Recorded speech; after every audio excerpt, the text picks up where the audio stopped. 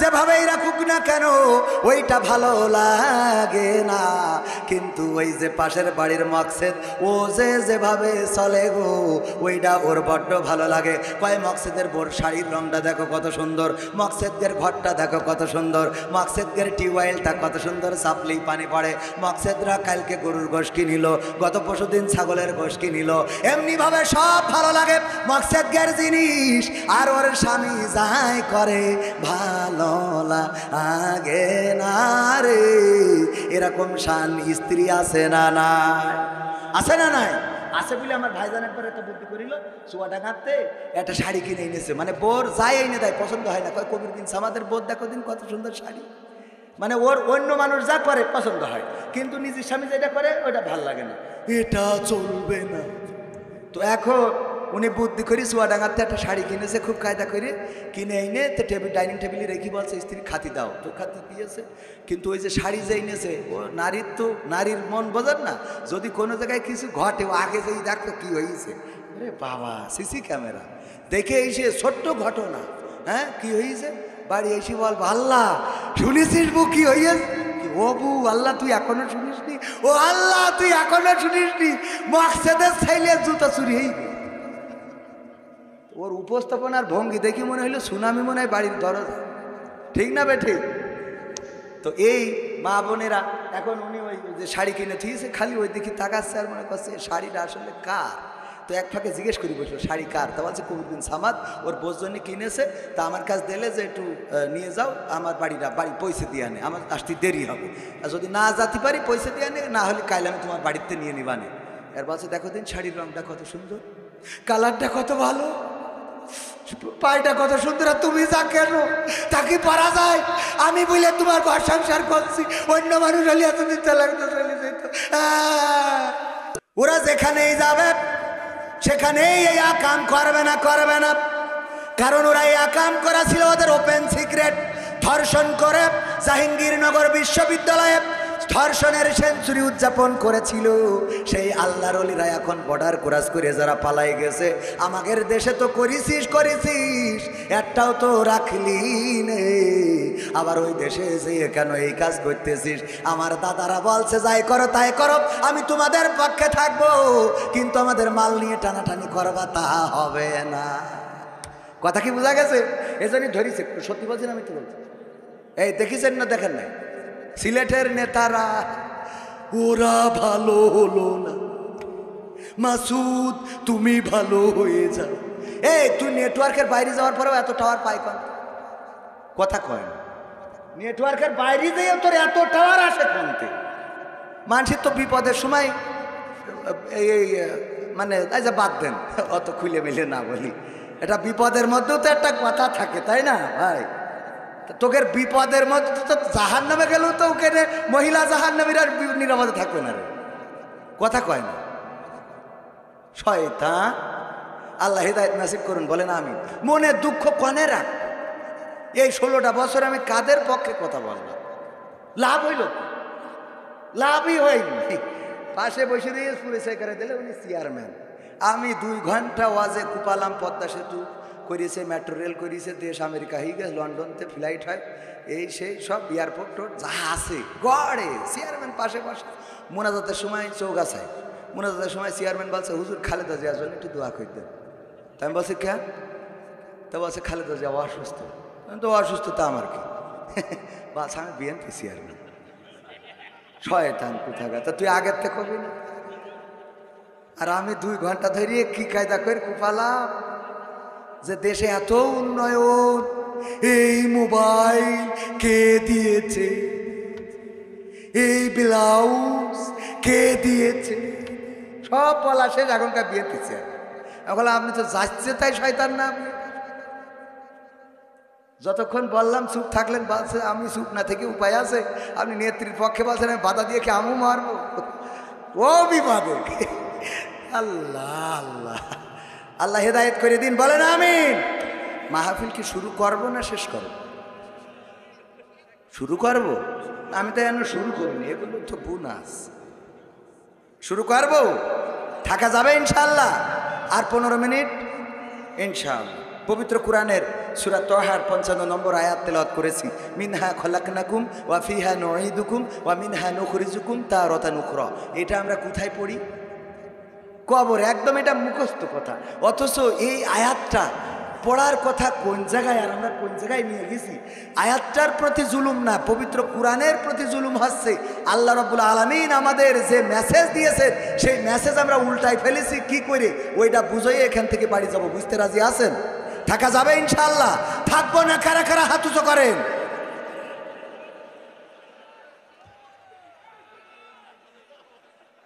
বললাম থাকবো না। কারা কারা? আবেগে হাত তুললে হবে না ভাই, বুঝে শুনে হাত তুলবেন, তা নাহলে বিপদের কিন্তু শেষ থাকবে না। হুজুর কালেকশন করছে, হুজুর কালেকশন করছে, তো কালেকশনের সময় তো মুসাল্লি যারা শুলোতে থাকে ওরা তো বোঝে যে টাকা তুলছে, তো ওরা ঘুম এসে খালি ঝিমচ্ছে। তো হুজুর টাকা চাচ্ছে 50,000 টাকা দেওয়ার মতো কোন আল্লাহর বান্দা কি আছেন? দোয়া করে দেব আপনার যেন দুনিয়ার পরের জীবন আল্লাহ কল্যাণময় করে, পরকালে যেন ভালো কিছু হয়, সব দোয়া করে দেবো। মা বাপ যেন 14 গোষ্ঠী জান্নাতে থাকে। কেউ হাত তোলে না, তোলে না, তোলে না। হুজুর সুর দিতে দিতে যখন দেখলো এই জনগণ এইভাবে তো আর হাত তুলতেছে না, এবার সুর বাদ দিয়ে বলতেছে 50,000 টাকা দেওয়ার মতো একজন মানুষও কি এখানে নাই? হাত উঁচু করেন। তো ওর হঠাৎ ঘুম ভেঙে গেছে, শুনিয়েছে হাত উঁচু করেন, হাত উঁচু করে বসে আছে। নাম কি? ওবায়দুল কাদের। আল্লাহ, ওবায়দুল কাদের 50,000 টাকা এই মাহফিলে করলো দান। আল্লাহ বাড়িয়ে দাও, সম্মান নেখায়াত দিয়ে দাও, মনের স্বপ্ন পুরা করে দাও। আল্লাহ পিতা মাতা দাদা দাদি নানা নানি 14 গোষ্ঠী আল্লাহ তুমি ওদের দোতলা জান্নাতে রেখে দাও। ও হাত তুলে চিন্তা করছে দোতলা জান্নাত আর 50,000 টাকা। কালকে বিড়ি না ধরালে আমার হাগাও হবে না, সেটা কেনবো, তা তো টাকা নেই। আরে 50,000 টাকা দোয়া তো হুজুর করিয়ে দিলে, এ করবো ডাকি আমি, বিড়ি কেনার টাকা নেই আমার। তো ওই সাহস করে আর কিছু কইনি, যা দোয়া রাস্তে করে নিয়ে বাড়ি যাইয়ে মসজিদের ইমামের ডেকে বলছে হুজুর কাল থাক বিপদে পড়ি গেছি কি, তা মাহফিলের মধ্যে ঘুমাই পড়িলাম। তো অসুবিধা কি? বলছে অসুবিধা তো ঘুমানোতে না, অসুবিধা এই হাত উঁচু করি। তো বলছে ঘুমালি হাত উঁচু করলে কি করে? বলছে ওই জায়গায় তো তেসমারা খাইছি, ঘুমাইছি, হঠাৎ করে হুজুর বলছে হাত উঁচু করেন, কিন্তু এর আগে বলে 50,000 টাকা কিনা দেবেন, সে হাত উঁচু করেন।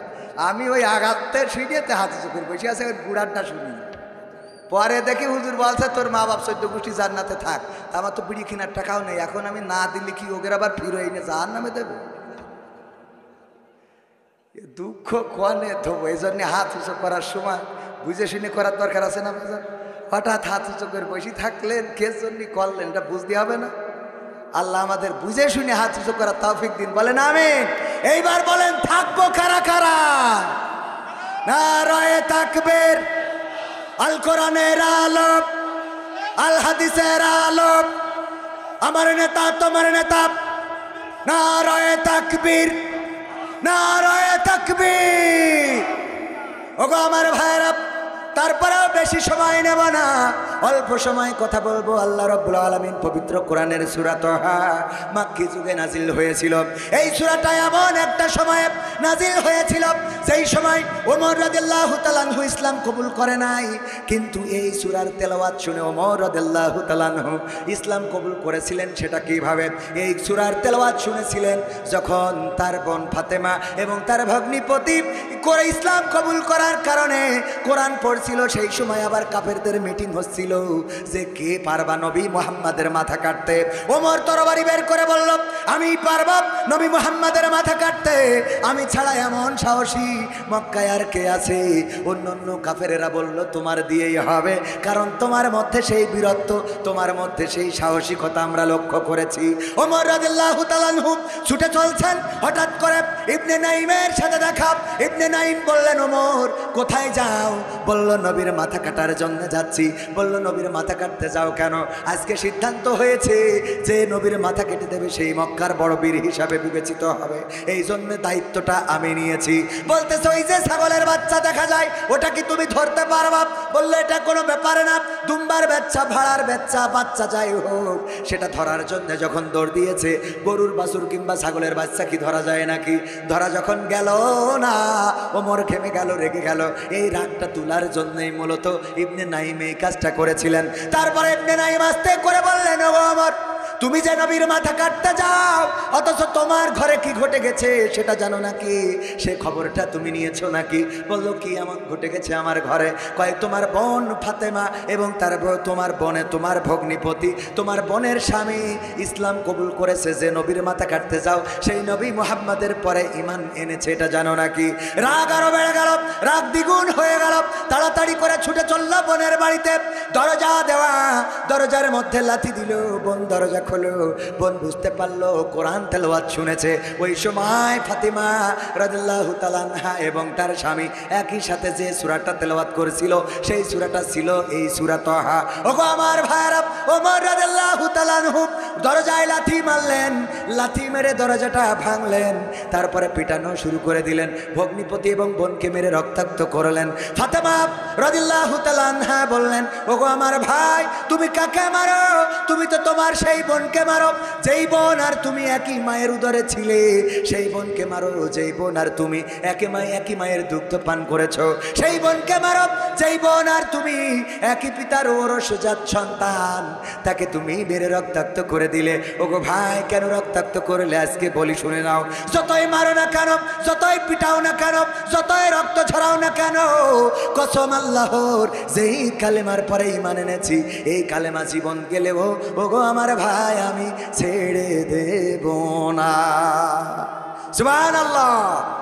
ওমর বললেন, কি এমন কালিমা, কি এমন কোরআন, কি এমন বাণী যেটা তোমরা পাওয়ার পরে দুনিয়ায় ভাইয়ের সম্পর্ক ভুলে গেলে, দুনিয়ার মায়া ভুলে গেলে, সংসারের মায়া ভুলে গেলে, জীবনের মায়া ভুলে গেলে।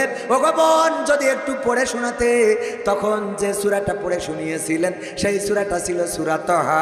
ওগো আমার ভাইয়েরা, এই সূরার 55 নম্বর আয়াত আল্লাহ বলছেন, সবাই পড়েন, মিনহা খলাকনাকুম ওয়া ফিহা নুঈদুকুম ওয়া মিনহা নুখরিজুকুম তারাতান নুখরা। আল্লাহ বলছেন, এই মাটি থেকেই তোমাদেরকে সৃষ্টি করা হয়েছে, আবার এই মাটিতে তোমাদেরকে ঢুকানো হবে, আবার একদিন এই মাটি থেকে তোমাদেরকে জীবন্ত করে উঠানো হবে। সুতরাং কিসের এত বাড়াবাড়ি, কিসের এত পিড়াপিড়ি, কিসের এত মারামারি, কিসের এত গুলি, কিসের এত হামলা, কিসের এত মামলা? মরা মানুষও মামলা থেকে রেহাই পায় নাই। ঠিক না বেঠিক? এই হামলা মামলা, এই মারামারি, এই গুলাগুলি, এই অনাচার, এই কদাচার, এই পাপাচার, এইগুলো কিসের জন্য করো? কেন এই আয়াতটা এখানে দিল?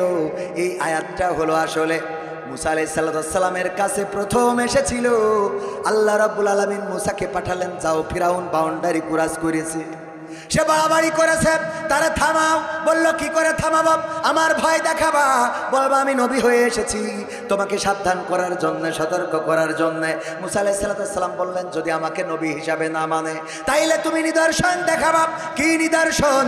মুজিজা হলো তোমার হাতের লাঠি ছেড়ে দিবা, সাপ হয়ে যাবে, অথবা বগল থেকে হাত বের করবা, হাতে আগুন জ্বলতে থাকবে, আবার বগলে ভরে দিবা, সেটা আগুনটা নিভে যাবে।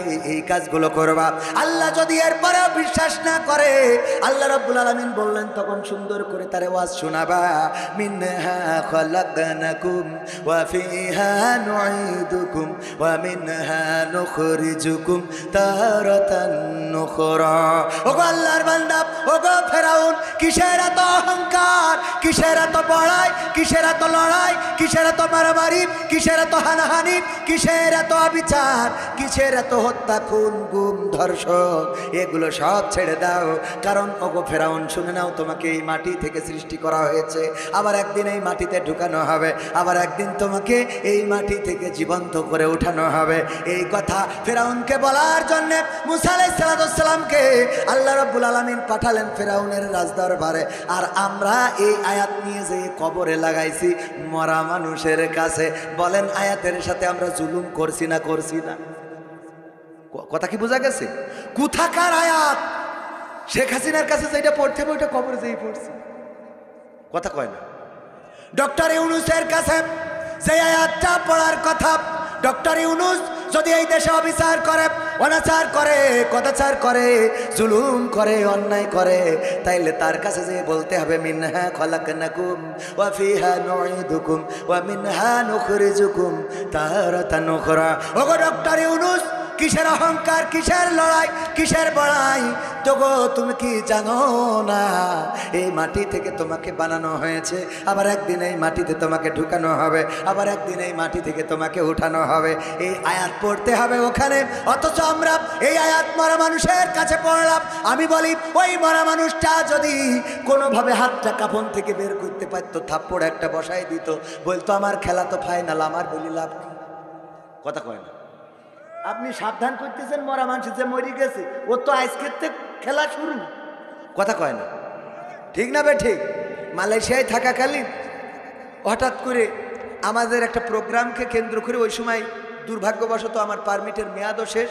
রাত্রে দুশ্চিন্তায় ঘুম হয় না যে কখন না জানি পুলিশ এসে ধরে নিয়ে যায়। কারণ বৈধ কাগজপত্র না থাকলে একটা টেনশন থাকে না।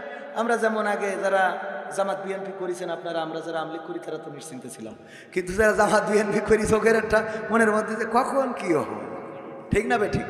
ছিল না, ছিল না। ডাক্তার শফিকুর রহমানের ধরতে গেছে, বলছে যে একটুখানি দাঁড়া, আমি বেডটা নিয়ে আসি। কত মিনিট লাগবে? তো আমার 5টা মিনিট হয়তো লাগবে না, একটু নামাজটা। বলছে হুজুর নামাজ পড়বেন? তো বলছে হ্যাঁ নামাজটা পড়বো আর গুছাবো। তো বলছে 5 মিনিটই তো হবে না। বলছে কেন হবে না? বলছে নামাজ পড়বেন, বেডিংপত্র গুছাই আনবেন। বলছে বেডিংপত্র বান্দা আছে, ও বাইন্দে থিতুরা আসবে আমরা জানি। কথা কয় না। এই সত্য বললাম না মিথ্যা বললাম? বানায় বলার তো কিছু নেই। বেডিং সবসময় রেডি করে রাখে যে আসবে গুছাই চলে যাবো। আমরা যাওয়ার জন্য রেডি। বলেন সুবহানাল্লাহ। আমাকে জেলে দিলেও আমরা খুশি, ফাঁসিতে দিলেও খুশি, আমাকে মারলেও খুশি, আমাকে মিষ্টি খাওয়ালেও খুশি। এ খুশি কের জন্য? কারণ কি?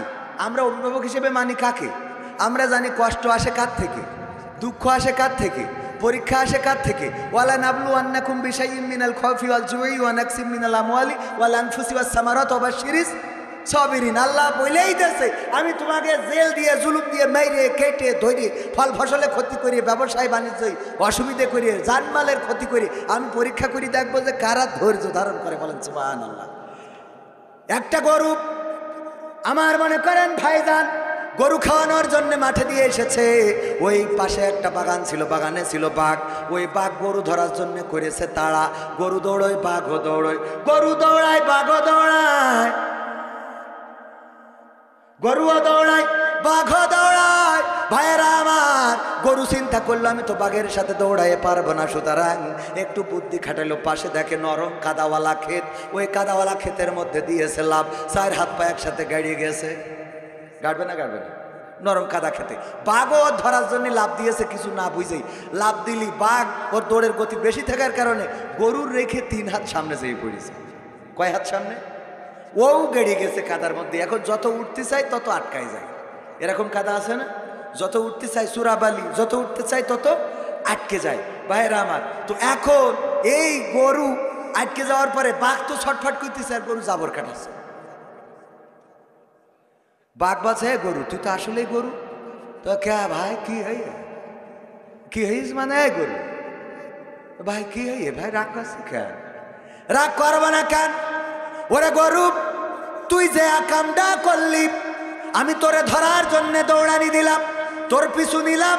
আমি যদি তোরে ধরতে পারতাম তাইলে ধরার পরে আমি খাতাম, তুই মারা যাতিস, সেটা ঠিক, অন্তত আমি বেঁচে থাকতাম। আবার তুই যদি দৌড়ায় পালাই যাতিস তাইলে তুইও বেঁচে যাতিস, আমিও বেঁচে যেতাম। কিন্তু এমন একটা কাম করে সরে গরু, এমন কাদার মধ্যে দিয়েছ লাভ যে ছাড়াইতে গেলে জড়াই ধরে। এখন আমিও মরব, তুমিও মরবা। তো তাতে কি? তাতে কি মানে? এই গরু, আমার কথা হইলো আইসা মরলাম, ভালো কথা। তা এই বিপদের মধ্যে তোর কোনো টেনশন নেই, জাবর কাটাচ্ছিস কিভাবে? গরুর কাছে এই প্রশ্ন বাঘের। গরু বলছে গো বাঘ, তুমি বনে থাকো, গরু আমি বলদ হইতে পারি, কিন্তু তুমি তো জানো না আমি যতই বলদ হই আমার একজন মালিক আছে। আমার মালিক, আমার অভিভাবক, আমার বাড়িওয়ালা, সে আমাকে এখানে রেখে গেছে ঘাস খাওয়ার জন্য, আর তুমি আমার পিছু নিয়েছো ধরার জন্য। আমি যখন বিকাল বেলায় সন্ধ্যা বেলায় বাড়িতে ফেরবো না, আমার মালিক গোয়াল ঘরে আমারে না পাওয়ার পরে আমার মালিক আমারে খুঁজতে আসবে। টর্চ লাইট জ্বালায় মালয়েশিয়া থেকে আনা 5 ব্যাটারির বড় লাইট, ওইটা দিয়ে যখন খুঁজতে থাকবে, খুঁজতে খুঁজতে আমারেও দেখবে তোমারেও দেখবে। আমার মালিক আমার দেখার পরে ছাড়াই নিয়ে যাবে, আর তোমার এখানে মেরে পুঁতে রেখে তারপরে যাবে। এখন বলো আমি জাবর কাটাবো না তুমি কাটাবা? কথা কি বোঝা গেছে? সুতরাং আমাদের যদি জেলে দেয়, আমাদের যদি ফাঁসিতে ঝুলায়, আমাদের যদি রিমান্ডে দেয়, আমরা জানি আমাদের মালিক আছে না নাই। আমাদের মালিক আমরা যদি মারাও যাই, তিনি আমাদের ঘোষণা করেছেন ইন্নাল্লাহা আশতারা মিনাল মুমিনিনা আনফুসাহুম ওয়া আমওয়ালাহুম বিআন্না লাহুমুল জান্নাহ। আমার মালিক বলেছে তোমাদের জান, তোমাদের মাল আমি জান্নাতের বিনিময়ে দিয়ে দেব। সুতরাং আমাদের ফাঁসির কাস্টে ঝুলাইলেও তার আগে আমরা 1 কাপ গ্রিন টি মেরে তারপরে যাব। কথা কয় না? আর ওরা কয় টুতুয়া করে, টুতুয়া কর। কে এখন কান্দিস? কে তোরা যখন কান্দাইলি মনে ছিল না? কথা কয় না? কথা কি বোঝা গেছে? সুতরাং অভিভাবক মানব কাকে? দেখেন আল্লাহকে যারা অভিভাবক মেনেছে তাদের ব্যাপারে বলেছে 71-এর রাজাকার এই মুহূর্তে বাংলা ছাড়। বলেছে না বলে নাই? 71-এর রাজাকার এই মুহূর্তে বাংলা ছাড়, পাকিস্তানের দোসর, এই সেই কত কথা, কিন্তু সেই আল্লাহর ওলিদের একজনেরও বাংলা ছাড়া লাগে নাই। আর যারা বলল আমরা তো ওদের বাংলা ছাড়তে বলি নাই, অথচ ওরা আমাদের অজান্তেই হেলিকপ্টারে করে চলে গেছে রে। ঠিক না বেঠিক? কারণ হলো আমাদের অভিভাবক বাংলাদেশে আছে না নাই? আমাদের অভিভাবক মালয়েশিয়ায় আছে না নাই? আমাদের অভিভাবক জেলখানায় আছে না নাই? মসজিদে গেলেও আমরা আল্লাহকে পাই, বাড়িতে ওই ছোট্ট কুঠিরেও আমরা আল্লাহকে পাই, রাতের অন্ধকারেও আমরা আল্লাহকে পাই, দিনের অন্ধকারেও দিনের আলোতেও আমরা আল্লাহকে পাই। আমরা বিপদেও আল্লাহকে পাই, সুখেও আল্লাহকে পাই। আর আমার ওই আল্লাহর অলিরা ওরা জানে ভারত ছাড়াই আমাদের আল্লাহ না। কথা কয় না? দাদা ছাড়া আমাদের। তোকে যদি সত্যি এই কথা যদি মিথ্যে হয়, তোরা দাঁড়ায় থাক হুজুরের মতো, দেখি আল্লাহর পরে ভরসা করি। কথা কয় না? আপনার মন খারাপ কেন? আমলি করেন না? হ্যাঁ না, আমি তো ভালো কথা বলছি, আপনাকে ভালো কথা বলছি, ভালো কথা করছি না বাজার? তালি ভাইয়েরা আমার, এরপরে কি হলো? এই আয়াত পড়তে হবে কোথায়? ডক্টর ইউনূসের কাছে, আসিফ নজরুলের কাছে, মোস্তফা সরোয়ার ফারুকির কাছে, তারপরে বশির উদ্দিনের কাছে, এমনি ভাবে ক্ষমতায় যারা আছে তাদেরকে বলতে হবে। এরপরে গ্রামের সুদখোর, সুদ ছাড়া কথা বলে না, টাকা ধার চাইতে গেলে দেয় না, কিন্তু যখন বলেন 1000-এ 1 মণ ধান দেবো খাই আসে, আছে না না? আরে বাবা খুব আপন লোক, যেই বলছি ভাই 2 টাকা হবে না, তো বলছে কত? 10,000। তা তো থাপায় দাঁত খুলি দেওয়া দরকার কে? তা বলছে 2 দিন আগে আসতে পারলি রে। মানে ওরে বাবা, ওর চাটাম কি? 2 দিন আগে তোর টাকা লাগবে, তুই আমার কবি, তোর টাকা আমি আজকে দিতে পারছি না, আমার কি খারাপ লাগছে বলতে পারিস তুই? ওরে দরদ, ওর খুব খারাপ লাগছে। আরে তাই এখন কি করা যায়? বলছে তাই এখন ভাই আমার তো খুব ঠেকা পড়ে গেছে, 10,000 টাকা তাহলে যদি না পাওয়া যায় সেরকম লাইন মাইন নেই, না হয় ধান করে দেবা না। ধান পর্যন্ত 10,000 টাকা দিলি 5 মণ 7 মণ ধান সুদ। বলছে বলিসিস টাকা তো নেই, তা দেখি তো শাশির অ্যাকাউন্ট খুঁড়ে মুড়ে দেখবা না কিছু হয় কিনা। ও এতক্ষণ নেই, যে সুদ বলেছেন সেই ওমরা করতে জাতি বলেন, কয় আমার এখন ওমরা ফরজ হয়ে গেছে। ও যেই বলেন যে জমি বাঁচবে একজন কিনবা না, কানে কোন মাঠে? ওরে বাসে পাটি লাগা জন্য যে যা দাম বলে 50,000 বেশি বলিস, আর যেই হজের কথা বলে কয় বাপু তোমরা যে হজের কথা বললো আমার এখনো বয়সেই আছে, ওর এখনো পয়ের কবরে 2 পা চলি গেছ। মানুষ তো কয় এখন তো 2 পা 6টা কবর।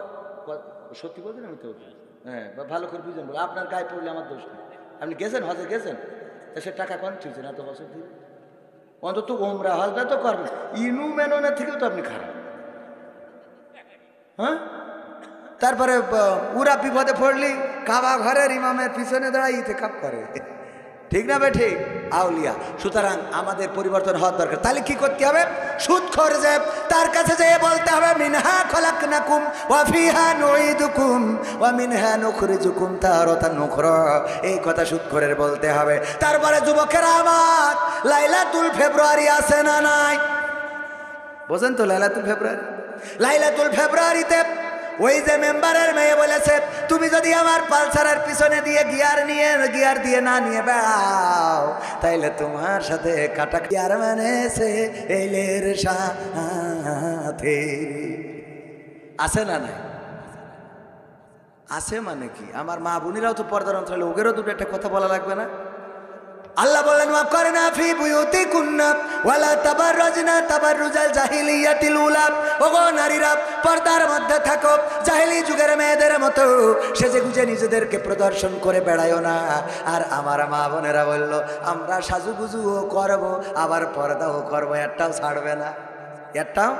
আমার ভাইজান পিকনিকে নিয়ে গেছে 10 জন লোক, আমি সহ নিয়ে গেছে, খাবারও নিয়েছে 10 জনের। কিন্তু মনে করি যদি লোক যদি বেশি হয় তাহলে কি করবেন, এই জন্যই কটা মুড়িও সাথে করে নিয়ে গেছে, যে যদি বেশি হয়ে যায় তাহলে মুড়ি দিয়ে পার করবো। কিছু লোক মুড়ি খাবে, কিছু লোক ভাত খাবে, এই প্ল্যান করে নিয়ে গেছে।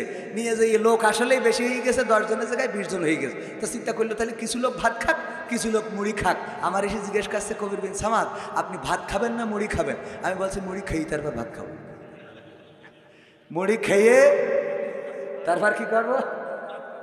তাহলে একই লাইনে আনা সম্ভব? আমার মা বোনদের বলল, ওগো নারীরা, সাজুগুজু করো না, পর্দা করে চলো। আর আমার মা বোনেরা বলল, সাজুগুজু করবো, পর্দাও করবো। করে না? করে না? সেই যে বুঝে মিকাপ মারি, কায়দা করি, তারপরে সিনাক্সে যায়, যে কপি হাউসে ঢুকে এবার মুখ খোলে, খুলি কয় কেমন লাগছে দেখে তো, কেমন লাগতেছে? আরে বাবা, এবার হঠাৎ করি ওই যে স্যার অর্ডার দেবে, আসলে পরে আপনি ফসান করি মুখ ডাকে, হ্যাঁ ওয়েট কিটার, ওয়েটার, হ্যাঁ কিটার, ওয়েটার আসলে মুখ ডাকে। হ্যাঁ, তা বলছে অসুবিধে কি? তা বলছে তুমি জানো না আমি বেগানা, পুরুষের সামনে মুখ খুলি না। ওরে আল্লাহর ওলি, তোর মুড়ি ধামা একটু সামনে আছে না নাই? ও বেগানা পুরুষের সামনে মুখে তুই সাথে করে নিয়ে গেছিস, ও কোন গানা কথা কয় না। আর মা বোনেরাও আছে, ওরে বাবা, অভিনয়। বাড়ি যদি মেয়ে ছেলে নিয়ে আসে, এই গান নিয়ে আসিস, আল্লাহ আম্মা আমার বয়ফ্রেন্ড, 3 বছর ধরে লাইন মারতেছি। ও তো আগে তো বলবেন আব্বা ভালো আছে, ওরে আব্বা ভালো আছে, আমি চুয়াডাঙ্গাতে তোমার জন্য আপেল কিনে আনবো। আব্বা বসে ঘরে নিয়ে যা, বর্ষা একটু পাখায় বাতাস কার। আরে যত্ন। এরপরে যে মোটামুটি 2-4 বছর চলার পরে কয়, দেখো বাবা, তুমি যেভাবে গাঁজাটাই নিয়ে বেড়াও, ও মেয়ের বাপ তো তোমার সাথে দেবে না, তুমি নিয়েতে চলে যাও, আমি তোমার শ্বশুরের দেখি রাখবা না। আর মেয়ের বলে তুই যা, ও গাঁজাখোরের সাথে বলে তোর আপা দেবে না, তুই যা, আমি দেবো, ও তো দেবে। মাল খেয়ে মেশিন সব নষ্ট, তার সাথে দিলে পাঠায়। এই পাঠাই দিয়ে তারপরে এবার যে আব্বা বাড়ি আসে, উনি বাড়ি গেছে, আপনি বাড়ি আইছেন, এইবার ম্যাডাম খাইতেছে, কি জন্ম তুই চাও, কি জন্ম চাও তুমি? আমার মুখি চুন কালি দিয়ে চলে গেল রে, ও আল্লাহ আল্লাহ। ওর অভিনয়ের কাছে শেখ হাসিনা ফেল, ঠিক না বে ঠিক? পাঠাই দিলে ও দোষের হয়, দান কোথায়? আল্লাহ হেদায়েত করুক, বলেন আমিন। কত চলছে এইভাবে, সমাজটা নষ্ট হয়ে যাচ্ছে। আর এই ছেলেরাও বেকায়দায় পড়ে, ওরাও বিয়ে করি দেখে, ওরে আল্লাহ, বিয়ের আগে কত ভালো ভালো কথা বলতো, বাবু তুমি খেয়েছ না? বাবু খাইলে ফিডার খাবে। বাবু তুমি খেয়েছ? বাবু হ্যাঁ। তুমি ঠিকঠাক ঘুমাবে? আচ্ছা দিদি টেক কেয়ার। টেক কেয়ার না, টেক খেলবে। এরপরে বিয়ের পরে দেখে এ তো আস্ত ডাইনি, এবার গান গাছে, আমি পারি না আর পারি না, আমি কেন মরি না, আজরাইল কি চিনে না আমারে গো, আমি পারি না আর পারি না। হয়তো 2 দিন পরে মরবো, আগে মরলে কি ক্ষতি? ওরে এই দুনিয়ার রং তামাশা বুঝলাম না রে একরতি, ও আমার ঘরের রমণী সে যে কালে নাগিনী, আমারে বাজাইলো 12টায়, আমি পারি না আর পারি না। ঠিক না বেঠি? এখন পারি না কেন? এখন পারি না কেন? তবে পুরুষদের একটা বিষয় ভালো, যে আমার পুরুষরা দেখেন বলে যে আমি পারি না পারি না, আল্লাহ তুমি তুলে নাও। এই বলে না যে আল্লাহ তুমি হয়তো 2 দিন পরে মারবো, তা আগে মরলু কি ক্ষতি, অন্তত তোর হাতেতে বাঁচায়, আমার 2 দিন আগে ফিলাইট দাও। কয় না কয় না? আর আমার মা বোনেরা কি কয় জানেন? কয় তুই মরিস না কেন? তোর আল্লাহ মরণ করে না কেন? তোর কলেরা হয় না কেন? হ্যাঁ, এত লোক মরে, আজরাইল তোর চেনে না কেন? এই বাড়ির কুত্তা খেদাবো আমি, কুত্তার জন্য মনে আসছে না। ঠিক বলছি না? ঠিক বলছি। আল্লাহ রাসূল বললেন নারীরা অধিকাংশ জাহান্নামী, কারণ বেশি হলো 2টা। কয়টা? অনেকগুলো কারণের মধ্যে বেশি কারণ, বড় কারণ কয়টা? 1 নম্বর কারণ, তারা স্বামীর প্রতি অকৃতজ্ঞ, স্বামীর প্রতি কৃতজ্ঞ হয় না, না শুকরি করে। স্বামী যাই করুক না কেন, যাই বলুক না কেন, যাই দিক না কেন, যাই খাওয়াক না কেন, যাই পরাক না কেন, যেভাবেই রাখুক না কেন, ওইটা ভালো লাগে না। কিন্তু ওই যে পাশের বাড়ির মকসেদ, ও যে যেভাবে চলে গো, ওইটা ওর বড্ড ভালো লাগে। কয় মকসেদের বোর শাড়ির রংটা দেখো কত সুন্দর, মকসেদের ঘরটা দেখো কত সুন্দর, মকসেদের টিউবওয়েলটা কত সুন্দর, চাপলেই পানি পড়ে। মকসেদরা কালকে গরুর গোশ কিনিল, গত পরশুদিন ছাগলের গোশ কিনিল। এমনি ভাবে সব ভালো লাগে মকসেদের জিনিস, আর ওর স্বামী যাই করে ভালো লাগে না রে। এরকম শান স্ত্রী আছে না নাই? আছে না নাই? আছে বলে আমার ভাইজান একবার একটা বুদ্ধি করিল, চুয়াডাঙ্গাতে একটা শাড়ি কিনে এনেছে, মানে বোর যাই এনে দেয়, পছন্দ হয় না। কয় কবির বিন সামাদের বোর দেখো দিন কত সুন্দর শাড়ি, মানে ওর অন্য মানুষ যা করে পছন্দ হয়, কিন্তু নিজের স্বামী যেটা করে ওটা ভাল লাগে না, এটা চলবে না। তো এখন উনি বুদ্ধি করি চুয়াডাঙ্গাতে একটা শাড়ি কিনেছে, খুব কায়দা করে কিনে এনে তো ডাইনিং টেবিলে রেখে বলছে স্ত্রী খাতি দাও, তো খাতি দিয়েছে। কিন্তু ওই যে শাড়ি যে এনেছে, ও নারীর তো নারীর মন বোঝেন না, যদি কোনো জায়গায় কিছু ঘটে ও আগে যেই দেখতো কি হয়েছে, আরে বাবা সিসি ক্যামেরা দেখে এসে ছোট্ট ঘটনা, হ্যাঁ কি হয়েছে, বাড়ি এসে বলবো আল্লাহ শুনেছিস বউ কি হইয়াছে? ও বউ আল্লাহ তুই এখনো শুনিসনি?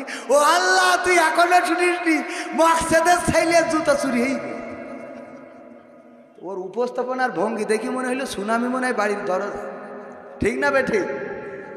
তো এই মা বোনেরা এখন উনি ওই যে শাড়ি কিনে থিয়েছে, খালি ওই দিকে তাকাচ্ছে আর মনে করছে শাড়িটা আসলে কার। তো এক ফাঁকে জিজ্ঞেস করি বসলো শাড়ি কার, তা বলছে কবির বিন সামাদ ওর বোঝ জন্য কিনেছে, তা আমার কাছে দিলে যে একটু নিয়ে যাও, আমার বাড়ি পয়সা দিয়ে আনে, আমার আসতে দেরি হবে, আর যদি না যেতে পারি পয়সা দিয়ে আনে, না হলে কাইলে আমি তোমার বাড়িতে নিয়ে নিবানে। এর বলছে দেখো দিন শাড়ির রংটা কত সুন্দর, কালারটা কত ভালো, পায়টা কত সুন্দর, আর তুমি যা কেন তাকে পারা যায়? আমি বলে তোমার ঘর সংসার করছি, অন্য মানুষ হলে এতদিন লাগতো চলে যেত। খালি কান্না আছে না নাই? এইবার বলছে শাড়ি তোমার পছন্দ হয়েছে? বলছে হবে না, এ তো তুমি কেন নি, তোমার তো আর পছন্দ ভালো না, তোমার যদি পছন্দ ভালো হইতো তা তুমি একটা ভালো শাড়ি আমার এই 20 বছরের জিন্দগিতে তুমি কিনে দিছাও। মনে মনে কাছে পছন্দ ভালো না বলেই তো তোর নিয়ে সংসার করছি, তা না হলে তো পরে মনে আসতো আমার ঘরে, বুকের পাটা রাখতে হবে। হ্যাঁ, তো এখন এই যে অবস্থা, বলছে শাড়ি কি তোমার পছন্দ হয়ে গেছে? তা বলছে পছন্দ হবে না কেন, তোমার তো পছন্দ ভালো না, কবির বিন সামাদ কিনেছে পছন্দ ভালো। তা বলছে শাড়িটা তুমি নাও, কবির বিন সামাদের সাথে যা ফাইট করা লাগে আমি করবো, আমি দরকার হলে ওর টাকা দিয়ে দেবো, কিনে নেবে, না হলে ও যদি কয় মারামারি করবো তা তোমার জন্য মূর্তি রাজি আছে। শাড়ি নিয়ে খুব খুশি, বাবা জীবনে একটা ভালো জিনিস পেয়েছে। রাত্রি শোয়ার সময় আমার ভাইজান বলছে স্ত্রী সত্যিই কি তোমার শাড়ি পছন্দ হয়েছে? বলছে হবে না কেন, আজকে তো আর তুমি কেন নি, আমার খুব ভালো লেগে মনের মতো একটা জিনিস পাইছি। বলছে স্ত্রী বলা যায় না, আজকের রাতটাই শেষ ঘুম হয়ে যেতে পারে, কালকে আমরা কবর দেশের বাসিন্দা হয়ে যেতে পারি, আমি যদি মরে যাই মনের কথাটা বলা হবে না। দেখো আমি তোমার জন্য নিজে পছন্দ করি চুয়াডাঙ্গা শহরের তে, আলমডাঙ্গাতেও কিনি না, চুয়াডাঙ্গাতে এই শাড়িটা কিনে নিয়ে আইছি। তা বলছে তুমি কিনেছ? সত্যি সত্যি? তা বলছে হ্যাঁ আমি কিনেছি। তা বলছে তাহলে এর রং থাকবে না, তাহলে এর রং থাকবে না। ওর কি কিয়ামত পর্যন্ত খুশি করা সম্ভব? বলেন। এরকম অকৃতজ্ঞ নারী আছে না নাই? এই অকৃতজ্ঞ নারী যারা, আল্লাহর নবী বললেন ওরা জাহান্নামে যাবে। জাহান্নামে যাওয়ার কারণের মধ্যে 1 নম্বর কারণ হলো এটা। আর 2 নম্বর নারী হলো তারা যারা বেশি বেশি অভিশাপ দেয়। অভিশাপ দেয়, ওরে আল্লাহ ও কেন মারে না, ওর কেন করোনায় ধরে না, ওর কেন কবর রচনা হয় না, ওর কেন আল্লাহ তুলে নেয় না, এমন দোয়া যারা করে গো, এই নারীরাও জাহান্নামে যাবে। ও আমার পর্দার অন্তরালের মা বোনেরা, দয়া করে আপনারা স্বামীর অভিশাপ, স্বামীর প্রতি অভিশাপ দেবেন না, সন্তানের প্রতি অভিশাপ দেবেন না, মা বাবার প্রতি অভিশাপ দেবেন না, আর স্বামীর প্রতি কৃতজ্ঞ হবেন না। এই 2টো কাজ যদি করেন তাইলে জাহান্নাম হবে আপনার ঠিকানা। মনে থাকবে? আপনাদের মনে থেকে তো লাভ নেই, এটা মনে থাকতে হবে কাদের? আর আপনাদের মনে থাকতে হবে কি? আপনাদের মনে থাকতে হবে আমার এক মা বোন নিয়ত করিয়েছে যে একটা মোরগ জবাই করে হুজুরির খাওয়াবো। ওর স্বামীর বলিছে হুজুরির একটু দাওয়াত দেয়ছো। তা হুজুরির দাওয়াত দিতে গেছে, হুজুর বলছে যে আমি তো খাবো, তুমি কি নামাজ পড়ো? তা বলছে না। তা বলছে আমি বেনামাজির বাড়ি খাই না। বাড়ি এসে বলছে স্ত্রী, হুজুর তো বেনামাজির বাড়ি খায় না। তা বলছে তাহলে তুমি নামাজ পড়ো। বলছো আমার হবে না, আর এখনো বয়স হয়নি। তাহলে এখন হুজুরির আমি যে মানত করে রাখিছি এই মোরগটা যে হুজুরিরই খাওয়াবো, তাহলে এখন করবো কি? কয় অসুবিধা নেই, আমি 3 দিন পরে হুজুরির বুদ্ধি করে দাওয়াত দিয়ে আসবেন। কি বুদ্ধি? বলছে আমি মিছি কথা কই নিয়ে আসবো যে আমি নামাজ পড়ার ধরেছি, আসেন। তা বলছে কি করে বলবা? বলছে আমি হাদিসে আমফারায় পাইছি, বোর খুশি করতে গেলি বলা যায়। হাদিসে আমফারায় খুঁজে যে বোর খুশি করতে গেলি নাকি এইটা বলা যায়। তো বলবো বললে ও 3 দিন পরে যে বললেছে, বললি হুজুর এসে এই শিক্ষার্থী বসে বলছে যে নামাজ পড়ছেন বাজান? আচ্ছা হুজুরে পড়তেছে। তো আচ্ছা তাহলে বলেন তো ফজরের ফরজ নামাজ কয় রাকাত? তো আচ্ছা হুজুর খাওয়ার সময় কথা বলতে নেই। খাওয়ার সময় হুজুর বলছে সে আমি বুঝবানে, তুমি কয়াকে ফজরের ফরজ নামাজ কয় রাকাত? আমি কথা বললে জাহান্নামে যাই যাবা নেই, তোর টেনশন কর, তুই ক। স্ত্রী বুঝতে পেরিস যে এ তো এখানে ফেল মারবে, মানে কি 2টো ঘুরলো পাবে, একের জন্য 100 পাবে না, মানে 2টো ঘুরলো, 1 হলে 100 হইতো। তো বলছে যে স্ত্রী রান্না করতে বলছে শোনো 2 রাকাত। স্বামী বলছে হুজুর খেয়ে নেন, লাস্টে বলবানে শুনে চলে যাবেন। বলছে না, আগে বলেন ফজরের ফরজ নামাজ কয় রাকাত? বলছে হুজুর বলাই লাগবে। স্ত্রী বুঝতে পেরিস তো যে, আবার বলছে বলছে হুজুর বলতে আর বলেন ফজরের ফরজ নামাজ কয় রাকাত, তা না হলে খাবো না আমি। তাও আছে হুজুর ফজরের ফরজ নামাজ 4 রাকাত। কয় রাকাত? হুজুর রাগ করে উঠে হাঁটা দিয়েছে। বারান্দার থেকে নেমে যখন হুজুর চলে গেছে, স্ত্রীও রান্নাঘর থেকে লাফ দিয়ে এসে বলতেছে কত করে রান্নাঘর থেকে বললাম বলো ফজরের নামাজ 2 রাকাত, যা ফজরের ফরজ নামাজ 2 রাকাত। 2 রাকাত কয়বার? আঙুল দেখালাম, দেখিলে কিনা? বলছে দেখেছি তো। দেখেছি, তা বললে না কেন? বলছে আল্লাহ এই জন্যই তো তোর বউ বানাইছে, তা না হলে তো তোর আমার স্বামী বানাইতো। কেন? বলছে তোর মাথায় বুদ্ধি আছে? এই যে হুজুরের 4 রাকাত বলে আটকাতে পারিনি, ও 2 রাকাত বললে তোমার মেরি থুয়ে যেত। 4 রাকাত বলে আটকাতে পারিনি, ও 2 রাকাত বললে ও না মেরি বাড়ি যেত। এরম স্বামী আছে না? না। আমার মা বোনেরা বলছে হুজুর ওয়াজ এবার পয়েন্টে পড়েছে, কারণ আমাদের তাপসী রাবিয়া হিসেবে খুঁজ দিছাই তো 4 দোকানে বসে পরিমণি, কারিনা কাপুর, ঐশ্বরিয়া রায়, তারপরে বুবলি পরে আরো এইসব যারা আছে, আরো নাম জানি না, আর বেশি নাম বললে আবার এই সমালোচনা শুরু করতে পারে যে হুজুর এত নাম জানে কি করে। আমার আমির হামজা ভাই একটা নাম বললে খুব বিপদে আছে না নাই? আন্দাকা মান্দাকা না কিরা মান্দারা না আন্দারা কি রাশ্মিকা মান্দারা না ইন্দিরা, যাই হোক এই নাম বলার কারণে ওরে সমালোচনা। আমি বলছি যারা সমালোচনা করতে চাও, এই নাম বলার সাথে সাথে তুই চিনে ফেললি তুই কত বড় আল্লাহর ওলি। কথা কয় না, তুই কত বড় আল্লাহর ওলি যে তোর বলার সাথে সাথে চিনে ফেললি যে হুজুর খুব খারাপ। হুজুর তো খারাপ, কিন্তু আমার পূজা হয়ে গেছে তুমি কত বড় পরহেজগার। এক দেওর ভাবির কাছে উল্টো পাল্টা করে তো গ্রামের লোকজন খেপে গেছে, না এর ভাই থাকে বিদেশে, তো ঝামেলা করতেছে, তো যেই দরজা আটকাইছে ও পিছন দিয়ে বেড়া ফাঁক করে দিয়েছে, দৌড় এসে যায় নামাজ বিষয়ে সিজদায় পড়ে রয়েছে। লোকজন ঘরে যাইয়ে তো তুই বলছে ওঠ, তা বলছে কে জন্য আমি সিজদায় রয়েছি। তুই সিজদায় রয়েছিস আমি তো জানি তুই পরহেজগার, ওঠ কি সমস্যা কি, এত লম্বা সিজদা কেন? বলছে যত লম্বা সিজদা তো তাড়াতাড়ি জান না। বলছে তুই জান্নাতে যাও অসুবিধে নেই, কিন্তু জুতো তো পায়ে দিবি। তা বলছে তা পায়ে দেবো, পায়ে দিবি কি করে? তো স্যান্ডেল তো ভাবির খাটের তলায় দেখছি। তুই যে জুতো পাইতে যাবি তো তোর স্যান্ডেল তুই তো পরেশ গাছ যায় নামাজের বিছানায়, তা তোর জুতো ভাবির খাটের নিচেই কেন? কথা কি বোঝা গেছে? তার একটা নাম বলেছে, তোমরা সমালোচনা শুরু করে দিছাও যে হুজুর এত এ নাম জানে কি করে, কে পত্রিকায় আসে না? তুমি নাম জানলে কি করে এইটা কর, আর একজনের কাঠি দেওয়ার আগে নিজের পাশায় হাত দিয়ে দেখো যে বদনা দিয়ে সুশি সব পানি ছিল। কথা কয় না আল্লাহর ওলি সাজ। এমপিরা সব কোথায় গেল, মন্ত্রীরা সব কোথায় গেল, কোথায় কাদের কাকা? তাদের ছাড়া দেশটা এখন লাগে ফাঁকা ফাঁকা, ওদের ছাড়া দেশটা এখন লাগে ফাঁকা ফাঁকা। আইন মন্ত্রী আটকে গেল আইনেরই ফাঁকে, দাড়ি ছাড়া দরবেশের ভণ্ড ভণ্ড লাগে। শুনছি কত নেতা নেত্রী খাইতেছে ভাই ডান্ডা, বিচারপতি কালামানিকের ফাটিয়েছে আন্ডা।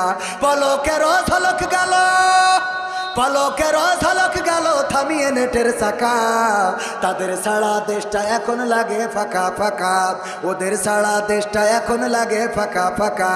কোথায় গেল কই গেল সেই সংসদেতে মমতাজের গান, কোথায় গেল হজরত বলা স্বামী মুসমান?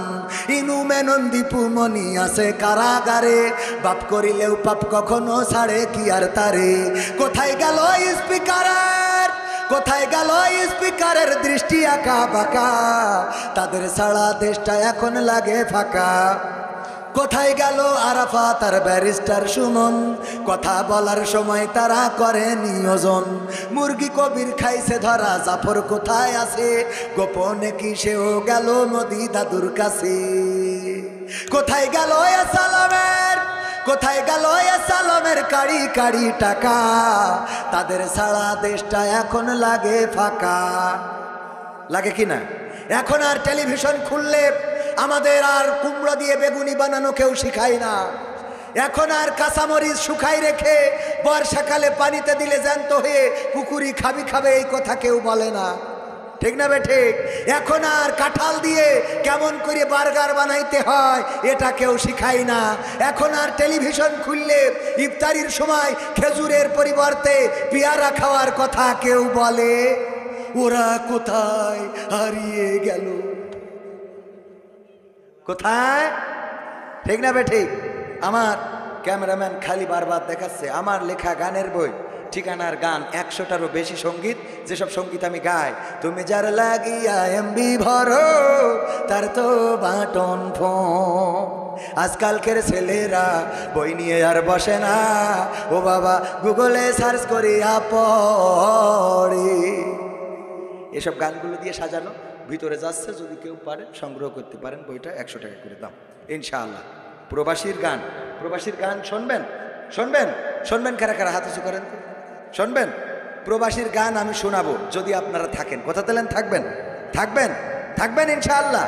কোরআনের জন্যে যদি জীবন দিতে হয়, যেভাবে আমরা 1952-তে সালাম, রফিক, শফিক, জব্বার, বরকত বুকের তাজা রক্ত ঢেলে দিয়ে প্রমাণ করেছিল আমরা রক্ত দিতে জানি, সবুজ ঘাসকে লাল বানাতে জানি, পিচ ঢালা কালো পথ রক্তে রঞ্জিত করতে জানি, কিন্তু মায়ের ভাষার অধিকার ছেড়ে দিতে জানি না। সেই বিপ্লব 1971-এ এসেছিল। 1971-এ 9 মাস রক্তক্ষয়ী সংঘর্ষ করেছিল আমার বীর বাঙালি, আমার দামাল ছেলেরা। তারা রক্ত দিয়ে, জীবন দিয়ে প্রমাণ করেছিল রক্ত দিতে জানি, জীবন দিতে জানি, শহীদ হতে জানি, কিন্তু বাংলা মাটির 1 ইঞ্চি, বাংলা মানচিত্রের 1 ইঞ্চি মাটি আমরা ছেড়ে দিতে জানি না। 2024-এ আমার ছাত্ররা রাজপথে নেমে রক্ত দিয়ে প্রমাণ করেছিল রক্ত দেব, জীবন দেব, শহীদ হব, কিন্তু স্বৈরাচারের বাংলাদেশে কোনো স্থান হবে?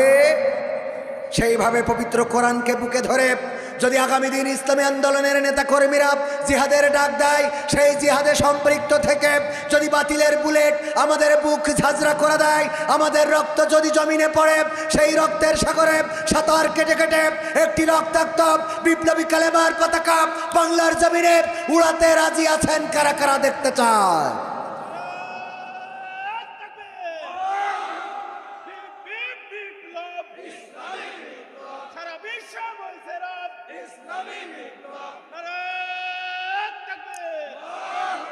কোরআনের জন্য রক্ত লাগলে দিবেন, জীবন লাগলে দিবেন।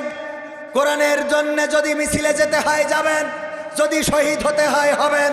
তবে যদি কোরআনের জন্য টাকা দেয়া লাগে আমরা কেউ দেব না, বলেন ঠিক কিনা? হ্যাঁ, দেবেন? দেবেন? দেবেন কারা কারা? হাত উঁচু করেন। দেবেন? হাত উঁচু করেন। দেখি সব ওঠে নাই নাকি? দেবেন সত্যি? বাম হাতটা নাম, ডাইন হাত মুট করেন, মুট মুট মুট। আমারও তো লাগবে, আমার ক্যামেরাম্যান দিবেন। এই মুটটা নিজের পকেটে না থাকলে পাশেটাই ঢুকান, ঢুকায়ে ও দেখছে না যেহেতু পাশে। তাড়াতাড়ি তাড়াতাড়ি যুবকরা প্যাকেট নিয়ে যান, যার যা আছে। দেখি দেখি কত আসে কোরআনের জন্য, আমার জন্য না, এই মাহফিলের জন্য। তাড়াতাড়ি তাড়াতাড়ি তাড়াতাড়ি এক্ষুনি। টুপি নিয়ে গেলি কিনা? জাকের পার্টি। ও জাকির। 500 টাকা আল্লাহ কবুল করেন। খেয়াল দেখেন বঙ্গবন্ধুর নোট দিল। বাবু ভাই 500 টাকা আল্লাহ কবুল করে না। বাবু তুমি খেয়েছো কিনা? ও বাবু, বাবু কত দিল? 500 টাকা আল্লাহ কবুল করে নাও। মনের নেক মাকসাদ পুরা করে দাও, পঞ্জনদের কবুল করে নাও। যার যা আছে পকেটে দিয়ে দেন প্যাকেটে। তারপরে প্রবাসীর গান শোনাবো। তারপরে ওই ওয়াজের কথা মনে আছে কিনা? মিনহা খলাকনাকুম ওয়া ফিহা নুঈদুকুম ওয়া মিনহা নুখরিজুকুম তারাতান উখরা। আমরা সুদখোরের কাছে যেয়ে বলবো, চেয়ারম্যানের কাছে যেয়ে বলবো, আমাদের যদি কেউ প্রেম প্রস্তাব দেয় তারেও বলবো, আমাদের কোনোভাবেই যদি অন্যায় কোনো আবদার করে তারেও বলবো মিনহা খলাকনাকুম ওয়া ফিহা নুঈদুকুম ওয়া মিনহা নুখরিজুকুম তারাতান উখরা। মনে থাকবে না? থাকবে না? এই আয়াত তাইলে কোনে বলবো আমরা? কোথায় বলবো? যেখানে প্রভাবশালী বলবো সেখানে। কিন্তু আমরা এই আয়াত বলি যেখানে প্রভাব মোট নেই সেখানে। মনে থাকবে তো? মনে থাকবে? এখন থেকে কবরে নয়, বরং যারা কবরে যায়নি ওদের কানের কাছে এই আয়াত পড়বেন। এই আয়াত এসেছে আসলে জ্যান্ত মানুষের জন্য, ওই কবরে যাইয়ে পড়ার জন্য না। কবরে পড়ে কোনো লাভ নেই, ও সাইরানা লাভ হবে না। আপনি কবরে ওখানে 100 বার এই আয়াত পড়েও কোনো ফায়দা নেই, জ্যান্ত মানুষের কাছে পড়বেন। তাহলে ও যদি বোঝে তাইলে ও তাস খেলা ছেড়ে দেবে। একজন জেলখানাতে এসেছে, চার দোকান দিয়েছে, মানসি ওর বলে আলহাজের চার দোকান। ওর কাছে যেয়ে জিজ্ঞেস করলো আমাদের ফখরুদ্দিন সাহেব, আপনি আলহাজ কবে হজ করেছেন? বলছে আমি আসলে আলহাজ না, আমি জেল হজ। কি হজ? জেল হজ। কেন? তা বলছে আগে গাঁজা বেচতাম, জেলখানায় যেয়ে কিছু জামাতের নেতৃবৃন্দের সাথে থেকে ভালো হয়ে গেছি, এই সাথে দেখলাম গাঁজা বেচা ছেড়ে দিয়ে চা বেশি, তাই মানছি আমার আলহাজ কয় উপবাস করি। তাই কি কয়? আলহাজ। ও আসলে কি হজ? জেল হজ। বলছে জেলখানাতে শিখাইছি। যাই হোক ভাইরা, তাড়াতাড়ি দিয়ে দেন, তাড়াতাড়ি তাড়াতাড়ি, যে যা পারেন। ওকে। আমার বাংলাদেশের প্রবাসীদের গল্প বলি শোনো। আমার বাংলাদেশের প্রবাসীদের গল্প বলি শোনো। এ গল্প তো কল্পনা নয়, তোমরা কি তা জানো?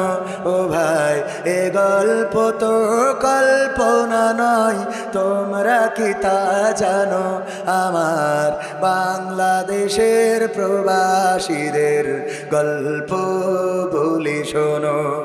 পল্লী গায়ের দুরন্ত ছেলে বাপে ডাকে খোকা, হঠাৎ করে ঢুকলো মাথায় বিদেশ যাওয়ার পোকা।